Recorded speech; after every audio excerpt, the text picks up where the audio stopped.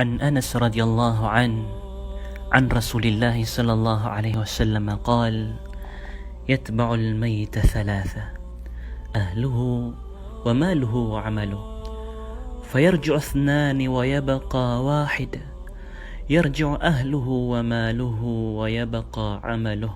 متفق عليه. Miyaka titayanku Anas radhiyallahu an, amyaka puungku Rasulullah sallallahu alaihi wasallam apiteruyan.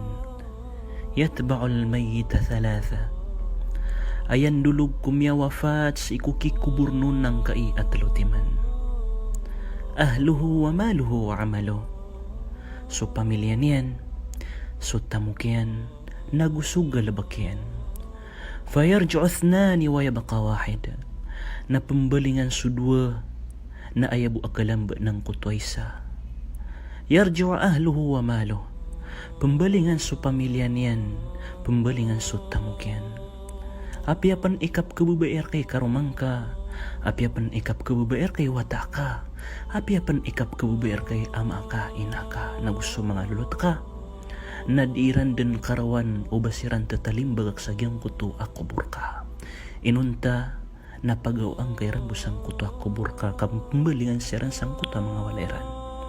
Sa kamo tumambuso tamuka ti ku Rasulullah, o pamakaad na tamuka, ad na truck ka, ad na motor ka, amyang uusar sang kuta kinidulugun ka, naksa kamo tumambuak ka na ba pakaptalimba ka sang kuta kubur ka, kapembaling ang buuto kupunan yan. Agyo to so tamuka apira sa rasayan ka. Waya baka amalo, na ayabu akalamba sang kuta kubur ka, aptalimba ka kang kanyan, ami pagpada ka, nagyang kuto agalabak ka. Inus ka pagarya ka na Muslim, nanggagalabak ka sa mapya, di ka tanto mabimban sang kai adunya. Kang ganatan ka buang kai adunya, miyug ka sadi na kumakaw kapatay, na ayabu apa kang gayar ka aguna, sang kuto kasisiing ka kukupur ka, nasabos sa miyang gagalabak ka mapya.